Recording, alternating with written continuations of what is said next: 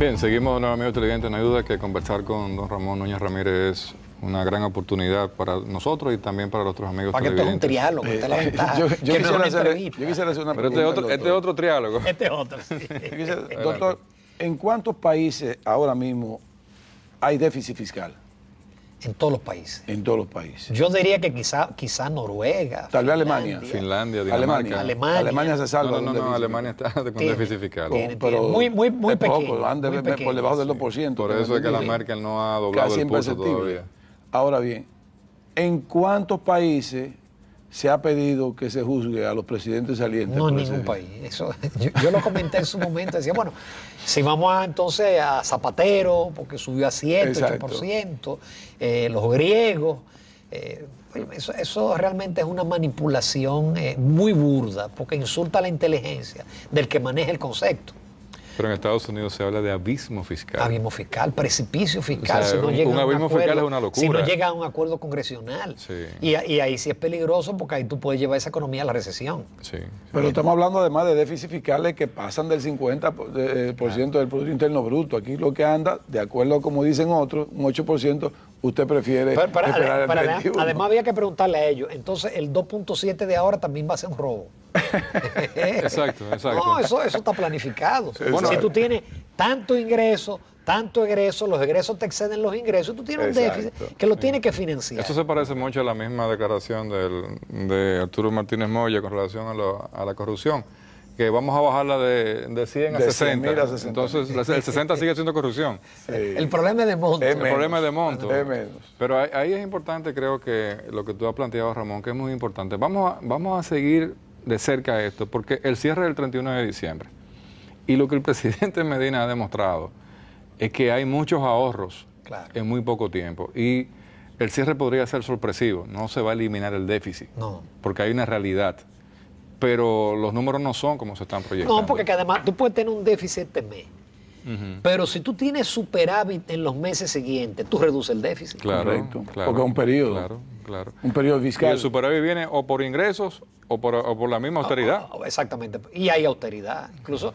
la queja de los comerciantes hasta diciembre era que no sentían, es decir, no hay circulante. Una pregunta con una ligación política, social y económica. ¿Podrá el presidente Medina mantener esta actitud que está demostrando de mantenerse enfocado y de no mirar hacia el lado y seguir continuando con construir las cosas en ladrillo? Exacto. ¿Podrá armar ese rompecabezas de ladrillo y la oposición tendrá la capacidad de poder, porque aparentaría que la oposición se va a quedar sin ladrillo?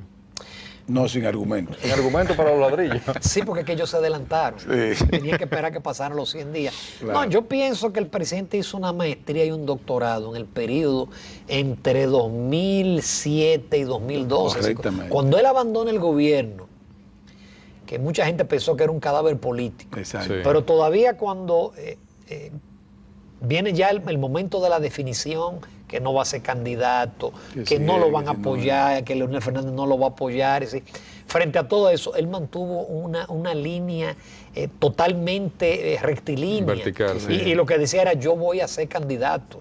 Y Yo voy a ganar ser las presidente, elecciones, sí. Y voy a ser presidente. Muchas veces uno se no se preguntaba, detuvo. y ustedes se lo preguntaron, Sí. ¿tendrá?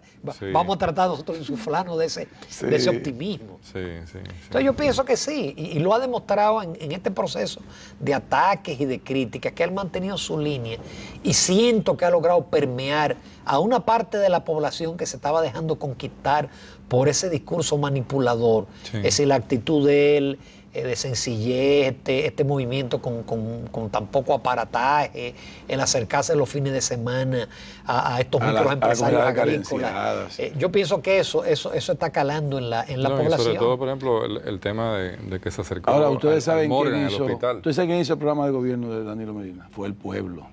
Porque es que él viajó, como dice usted, desde el 2007 hasta el 2012. Viajó permanentemente y tuvo contacto con ellos. Lo que pasa es que no se veía. No, y reuniones en casa de familia, sí, con grupo, aparte entonces de sectores. Del equipo técnico, fue un ejército de técnicos que trabajaron, héroes anónimos. Algunos llegaron al gobierno, otros no, pero contribuyeron, pusieron su... ¿Qué tema pone Ramón? Muchos se quedaron sin sombrero. Es un tema muy sensible. Pero hubo aportes. Sí, de mucha gente, como tú dices, mucha gente. Y de muchas cosas que incluso uno espera que sean realidad. Cosas que quedaron plasmadas en papeles y que José Manuel lo sabe. Sí. Que uno espera que más adelante, por ejemplo, la idea de un banco de desarrollo, que es fundamental. Un banco de segundo piso, banco de segundo piso, si pretendemos, porque tenemos que pasar de la microempresa. Claro. Tenemos que buscar financiamiento también para empresas importantes. No, hay que capitalizar un banco con fondos grandes internacionales. Y esa es de las bajo, cosas que está todavía costo. En la agenda y que está en el programa de gobierno del PLD y está en la Estrategia Nacional de Desarrollo. No solamente que está ahí, sino que llegó a estar en un documento muy importante. Y fue sacado a última hora de ese documento. Sí.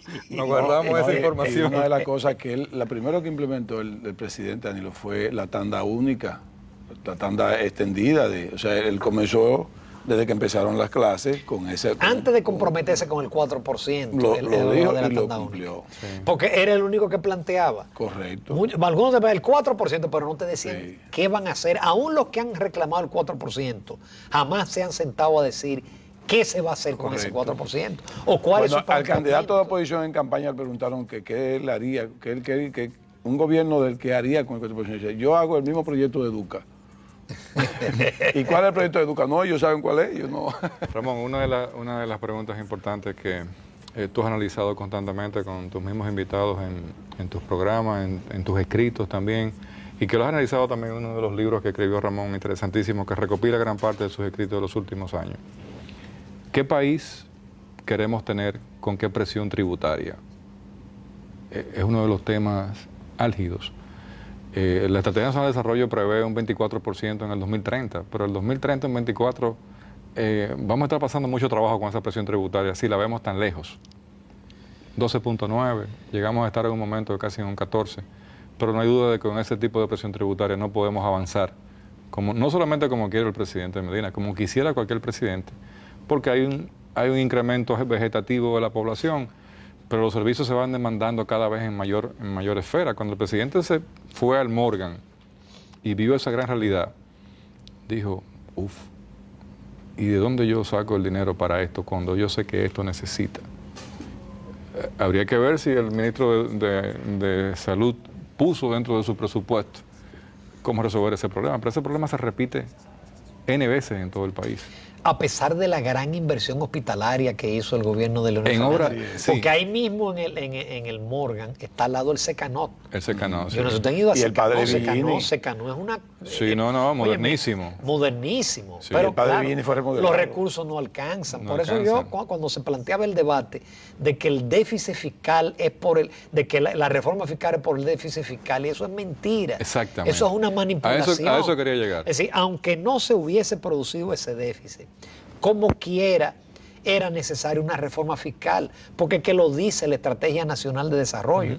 Por eso yo no acabo de entender la posición de los empresarios, y de los sectores sociales que estaban ahí representados, porque ellos firmaron, ellos se pusieron de acuerdo y dijeron lo que tú señalaste, hay que subir la presión tributaria hasta 24%. Aunque se reduzcan los gastos. Había que hacer la reforma. Tú reduces por un lado, pero lo canaliza para otro. Pero ningún país de América Latina, ningún país del mundo con 12 o 13% del PIB puede desarrollarse. ¿Y cómo tú reduces el gasto con una rigidez tan grande a nivel del gasto corriente? Cuando un 85% es rígido. O sea, tú no puedes sacar a los maestros, tú no puedes sacar a los médicos, tú no vas a votar a los policías. Cuando un policía gana en República Dominicana $137, por debajo del promedio en América Latina de casi $500. Entonces, ¿cuándo vamos a llegar a tener ese país? Y la prueba de la importancia de una presión fiscal adecuada es que nosotros en el año 2007 hubo superávit presupuestario. Pero ese año las recaudaciones fueron casi 15%, 15% del PIB.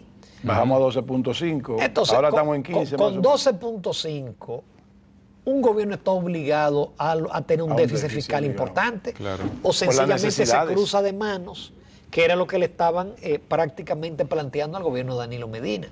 Es decir, cuando usted le dice al gobierno de Danilo Medina 410 mil millones sin reforma fiscal, pero en 410 mil millones había 3.3% de déficit. Exacto. O todavía la más peregrina, la más locuada, y que vaya a los gastos del 2011.